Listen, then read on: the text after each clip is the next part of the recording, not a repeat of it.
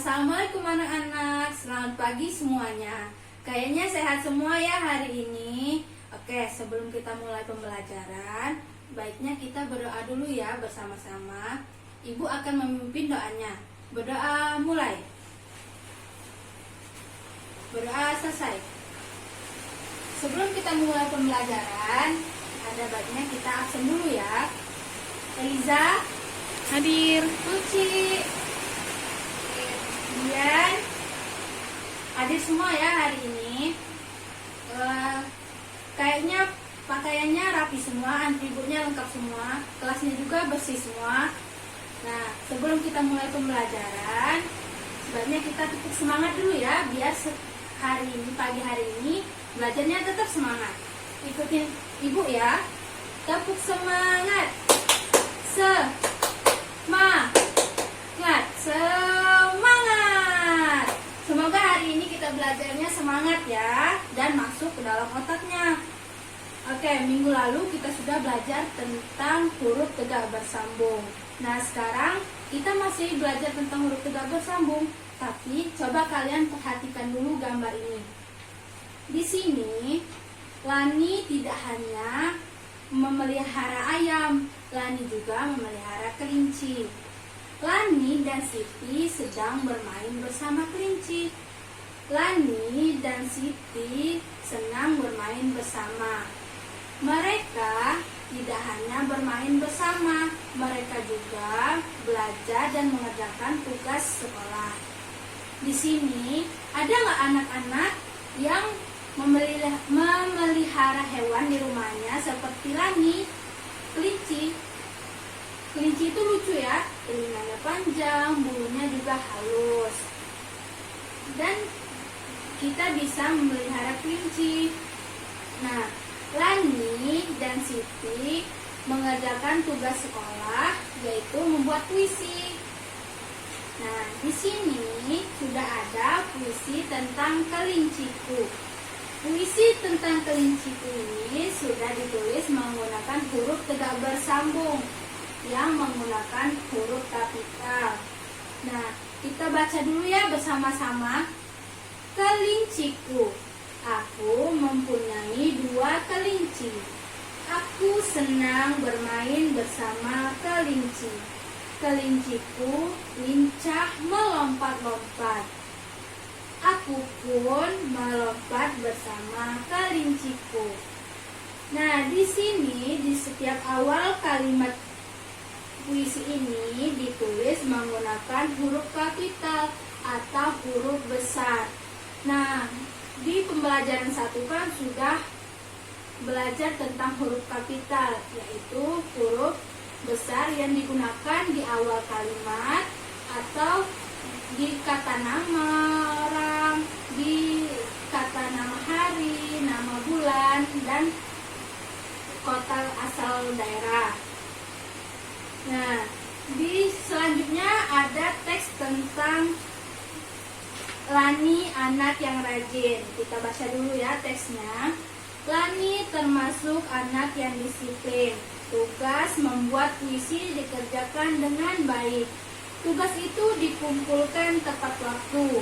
Mengerjakan tugas sekolah termasuk aturan yang harus dipatuhi. Selain disiplin dalam mengerjakan tugas, Lani juga selalu datang tepat waktu ke sekolah. Datang tepat waktu ke sekolah termasuk tata tertib sekolah. Nah, mengerjakan tugas itu merupakan salah satu tata tertib yang harus dipatuhi di sekolah. Seperti anak kelas 2 sedang berolahraga di lapangan. Lani sedang belajar variasi berjalan berirama.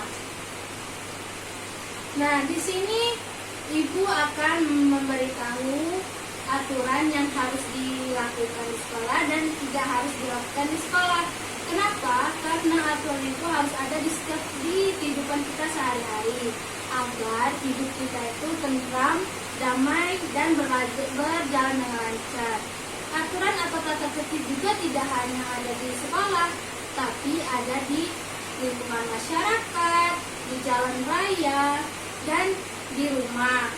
Nah, sekarang sikap yang harus kita tunjukkan di sekolah itu seperti datang tepat waktu, mengerjakan tugas, membuang sampah pada tempatnya, dan tidak mencontek saat ulangan.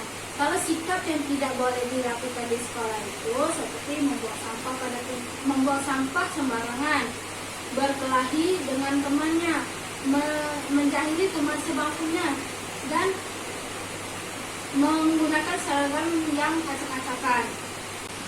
Anak-anak, aturan itu dibuat untuk dipatuhi atau dijalankan agar dalam proses pembelajaran kita itu agar berjalan dengan lancar dan nyaman.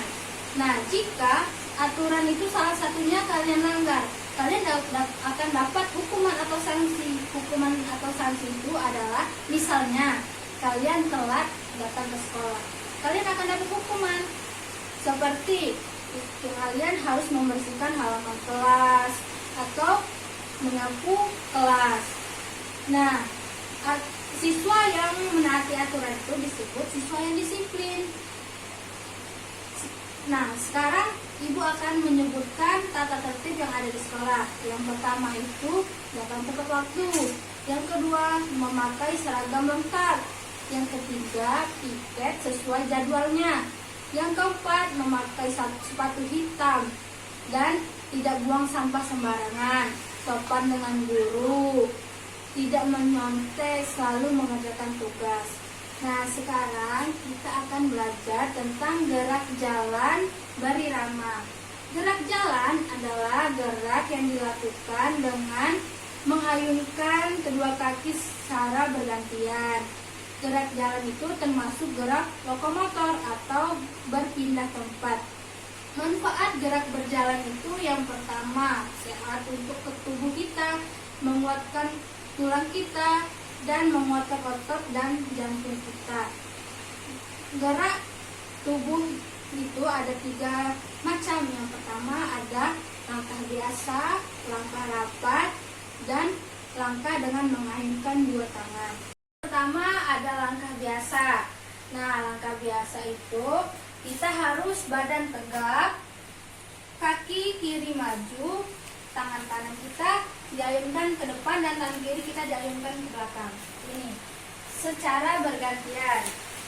Kalau langkah rapat sama seperti langkah biasa, badan tegak, kaki kanan maju, kaki kiri maju, tangan kanan ke depan, tapi yang kaki kiri diangkat, diberhentikan sejajar dengan kaki kiri. Ini itu langkah rapat.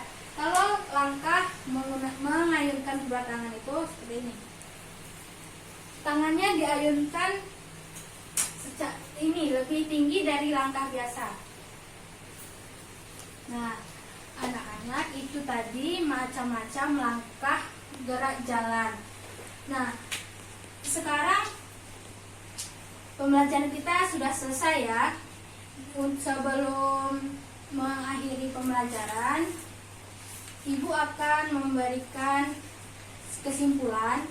Kesimpulan dari pembelajaran ini yaitu kita harus tertib peraturan di sekolah. Tapi tidak hanya di sekolah, di luar sekolah juga kita harus taati tata tertib tersebut agar kehidupan sehari-hari kita berjalan dengan tentram dan nyaman. Nah, anak-anak, ini ada tugas. Nanti kalian kerjakan di rumah minggu depan, kumpulkan ya. Baiklah, sebelum mengakhiri pelajaran, sebaiknya kita berdoa mulai. Berdoa selesai. Baiklah, Ibu akhiri. Wassalamualaikum warahmatullahi wabarakatuh. Waalaikumsalam warahmatullahi wabarakatuh.